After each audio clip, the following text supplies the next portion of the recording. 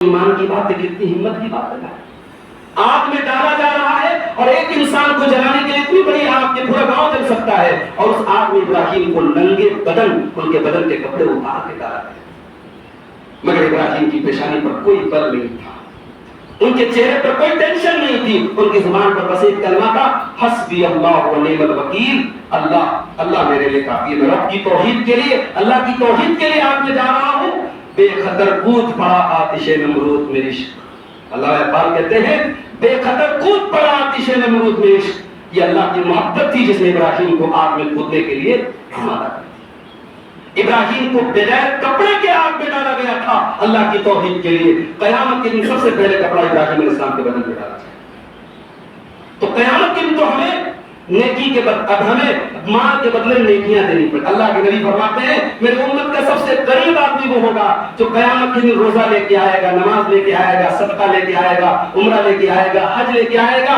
کسی کو گالی دی ہوگی، کسی کا حق مارا ہوگا، کسی کی زمین لوٹی ہوگی، کسی کا مال ہڑپا ہوگا، تو اس کو اس کا نماز دے دی جائے گی، اس کو اس کا روزہ دے دیا جائے گا، اس کو اس کا صدقہ خیرات، اس کی نیکیاں کٹ جائیں گی. اور اس کے بعد بھی اگر حقدار بچیں گے، اللہ کے نبی فرماتے ہیں ان کے گناہ اس کے اوپر لاد دیے جائیں گے. کسی کا جو ہے زنا، کسی کی چوری، کسی کا شراب، کسی کی غیبت، اس کے گناہ اس کے اوپر لاد دیے جائیں گے. ثم طرح فی النار، اور پھر اس کو جہنم میں پھینک دیا جائے گا. میرے بھائی اپنی نیکیوں کو بچا لو، اپنی نمازوں کو بچا لو، اپنی زکات، اپنے عمرے، اپنے حج کو بچا لو. لوگوں کے حقوق کے سلسلے میں خبردار رہو. لوگوں کا مال، لوگوں کی جان، لوگوں کی آبرو کے سلسلے میں ہوشیار رہو. اللہ کے نبی فرماتے ہیں لَتُؤَدُّنَّ الْحُقُوقَ إِلَىٰ أَهْلِهَا. قیامت کے دن تمہیں لوگوں کا حق دینا پڑے گا. حَتَّى يُقَادَ لِلشَّاةِ الْجَلْحَاءِ مِنَ الشَّاةِ الْقَرْنَاءِ. یہاں تک کہ اگر بغیر سینگ والی بکری کو سینگ والی بکری نے مارا ہے تو قیامت کے دن انسانوں کا تو حساب ہوگا ہی ہوگا. اللہ تعالیٰ جانوروں سے بھی قصاص لے گا اور سینگ والی بکری سے قصاص لیا جائے گا. تو یہ بغیر سینگ والی بکری کو کیوں مارا؟ اچھا ایک بات بتاؤں آپ کو، جانوروں کا جب قصاص ہو جائے گا اللہ تعالیٰ جانوروں سے کہے گا کونوا ترابا، مٹی ہو جاؤ. تو جتنے جانور ہیں سب مٹی ہو جائیں. تو انسان دیکھے گا کہ یہ بکری، بکرا، گائے، بیل، یہ کتے، یہ جتنے بھی جانور ہیں ان کے آپس کے جو جھگڑے ہیں ان کو اللہ تعالیٰ کے ساتھ دلوا کے ان کو مٹی بنا دے گا. تو اس وقت جو کافر ہوگا، جو اللہ کا نافرمان ہوگا، وہ کیا کہے گا؟ یقول الکافر یا لیتنی کنت ترابا. کافر کہے گا کہ اے اللہ کاش میں بھی مٹی ہو جاتا، میں انسان نہ ہوتا، میں حیوان ہوتا، میں جانور ہوتا، اور آج میرا حساب و کتاب اتنی آسانی سے ہو جاتا، میں مٹی ہو جاتا، مجھے جہنم میں نہ جانا پڑتا. تو میرے بھائیوں قیامت کے اس دن ہمیں حساب دینا پڑے گا، اس لیے حقوق و لباس سے کرو.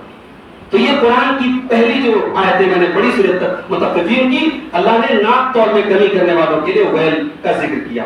اس کے بعد جو دوسری آیتیں میں نے آپ کے سامنے پڑھی ہے وہ سورۃ ہمزہ کی، وہ ہم کو لوگوں کو یاد بھی ہوگی، میں سے بہت سارے لوگ پڑھتے بھی ہیں.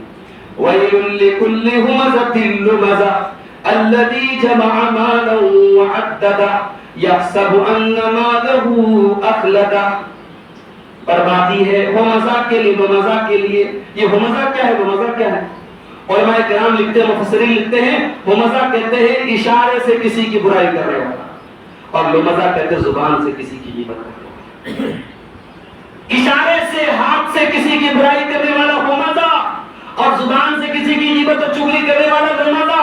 اللہ نے کہا ویل لکل ہمزۃ لمزہ. کسی کی برائی کرنے والا، کسی کی غیبت کرنے والا، کسی کی چغلی کرنے والا، اس کے لیے ویل ہے، جہنم ہے، بربادی ہے. آج تو ہم علماء کی چغلیاں کرتے ہیں بھائی، ہم تو علماء کی آبروں کے پیچھے پڑ جاتے ہیں. کسی نے لکھا ہے، کسی بڑے محدث نے لکھا ہے لحوم العلماء مسمومۃ.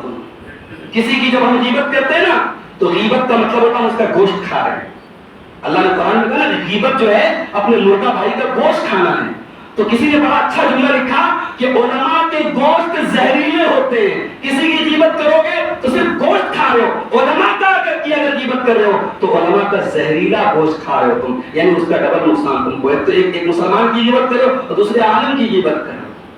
ہماری مجلسیں آج غیبتوں سے بھری ہے.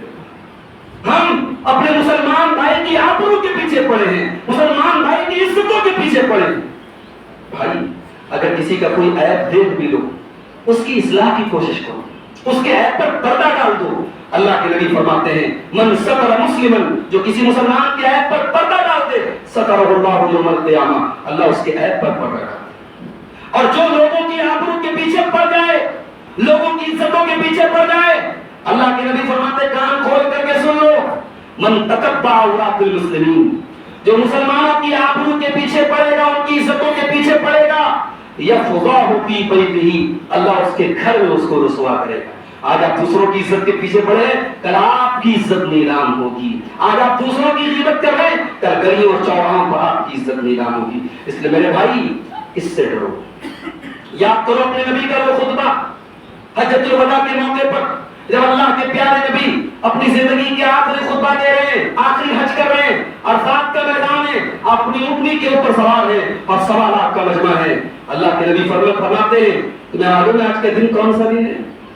صحابہ کرام کو پتا تھا عرفہ کا دن ہے، 9 ذی الحجہ کی تاریخ ہے، جمعہ کا دن ہے، صحابہ کو پتا تھا۔ یہ صحابہ کرام کی عادت تھی جب نبی اکرم کوئی سوال کرتے تھے پتہ بھی رہتا وہ کہتے اللہ زیادہ جانتا ہے، رسول زیادہ جانتے ہیں۔ اللہ کے نبی نے کہا کہ کیا آج کا دن عرفہ کا دن نہیں ہے؟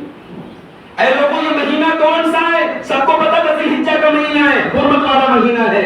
صحابہ نے کہا اللہ زیادہ جانتا ہے، رسول زیادہ جانتا ہے۔ آپ نے کہا کہ یہ ذی الحجہ کا مہینہ نہیں۔ پھر آپ نے پوچھا یہ کون سا شہر ہے؟ صحابہ کو پتا تھا یہ مکہ شہر ہے، یہ شہر مکہ ہے۔ صحابہ نے کہا اللہ اس کے رسول زیادہ جانتے ہیں۔ آپ نے فرمایا کان کھول کر کے سنو، کان کھول کر کے سن لو، ان دماءکم واعراضکم واموالکم حرام علیکم کحرمت یومکم ھذا فی شہرکم ھذا فی بلدکم ھذا۔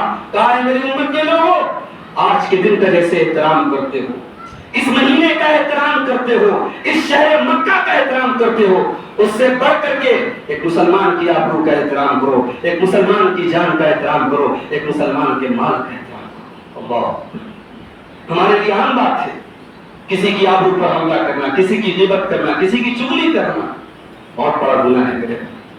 اللہ کے نبی نے معراج کے موقع پر دیکھا کچھ لوگوں کو عذاب کا منظر دیکھا کہ ان کے ناخن تانبے کے ہیں اور اس سے اپنے جو ہے چہروں کو وہ نوچ رہے ہیں، اپنے چہروں کو بہت بری طریقے سے نوچ رہے ہیں۔ آپ نے پوچھا حضرت جبریل سے یہ کون لوگ ہیں؟ کہا یہ وہ لوگ ہیں جو لوگوں کی آبروؤں پر حملہ کرتے ہیں، لوگوں کی عزتوں پر حملہ کرتے ہیں۔ میرے بھائی لوگوں کے درمیان محبت کو پھیلانے کی کوشش کرو، دو پچھڑے ہوئے لوگوں کو ملانے کی کوشش کرو، نفرت کی آگ میں گھی ڈالنے کا کام مت کرو۔ جانتے ہو آخری بات کہہ کے بات ختم کر رہا ہوں، اسلام کی نظر میں میرے محبت اتنی بڑی چیز ہے کہ اسلام میں جھوٹ بہت بڑا گناہ ہے۔ جھوٹ اتنا بڑا گناہ ہے کہ اللہ کے نبی کا مومن جھوٹا نہیں ہو سکتا، مومن بخیل ہو سکتا ہے، مومن کنجوس ہو سکتا ہے، لیکن مومن جھوٹا نہیں ہو سکتا۔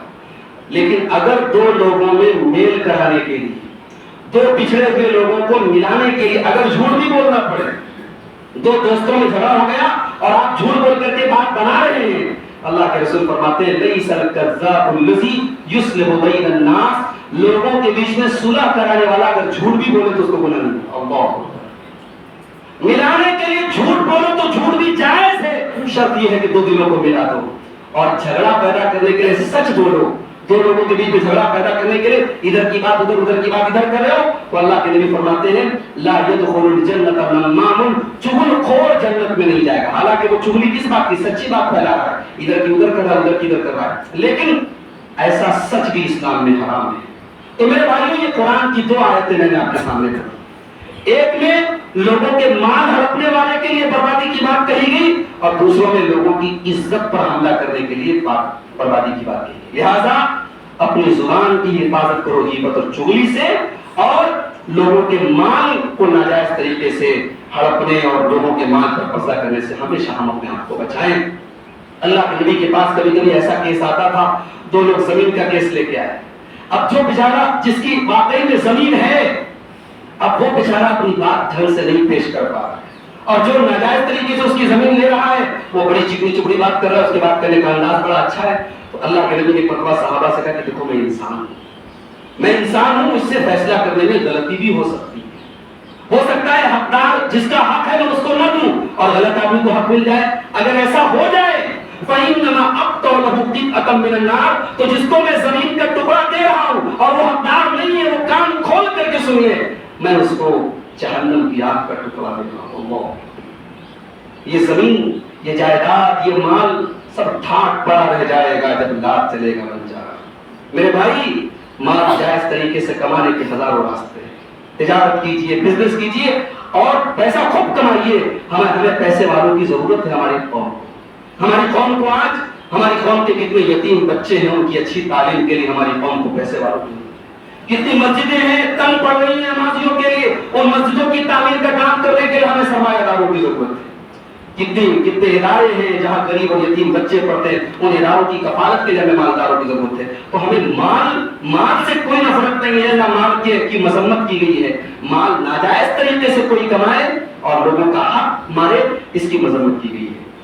میں اللہ سے دعا کرتا ہوں رب العالمین ہم سب کو جائز طریقے سے مال کھانے اور کمانے کی توفیق عطا فرمائے. یہ مسجد ماشاءاللہ بالکل مارکیٹ کے بیچ میں ہے، اور جمعہ کے دن تو ماشاءاللہ کافی لوگ اکٹھا ہو جاتے ہیں، لیکن بقیہ نمازوں میں کم لوگ ملتے ہیں.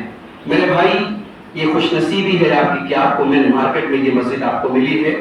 آپ جتنے بھی بزنس میں اپنے کاروبار میں بزی ہوں، نماز کا ٹائم آیا ہے، حی علی الصلاۃ کی آواز سنیں تو آپ مسجد میں حاضر ہو جائیں. قرآن کریم میں اللہ تعالیٰ نے اس کو مرد کہا ہے. مرد وہی ہے جو نماز کے ٹائم نماز پڑھے. رجال لا تلہیہم تجارۃ ولا بیع عن ذکر اللہ. مرد حقیقت میں وہی لوگ ہیں جن کا کاروبار ان کو اللہ کے ذکر سے اور نماز سے غافل نہیں کرتا ہے. وقت پر آپ نماز پڑھیں، کاروبار بھی کریں، لیکن کم سے کم 5 ٹائم اللہ کے بارگاہ میں سر جھکا کر کے اس سے اپنی روزی روٹی کی برکت کی دعا مانگے. اللہ تعالیٰ ہم سب کو اپنی زبان کی حفاظت کی توفیق عطا فرمائے. رب العالمین غیبت اور چغلی سے ہم سب کی حفاظت فرمائے. رب العالمین ہمارے دلوں میں ایک دوسرے کی محبت پیدا فرما دے. ہمارے وہ بھائی جو کسی بھی طریقے سے غلط کام میں ملوث ہیں، اللہ ان کو سچی توبہ کرنے کی توفیق عطا فرمائے. رب العالمین ہم میں سے جو بے روزگار ہیں، جو روزی روٹی سے پریشان ہیں، اللہ ان کے کاروبار میں برکت عطا فرمائے، ان کو حلال روزی عطا فرمائے. جو اپنی بیٹیوں کے رشتوں کے لیے پریشان ہے، اللہ ان کو دیندار رشتے مہیا فرما دے.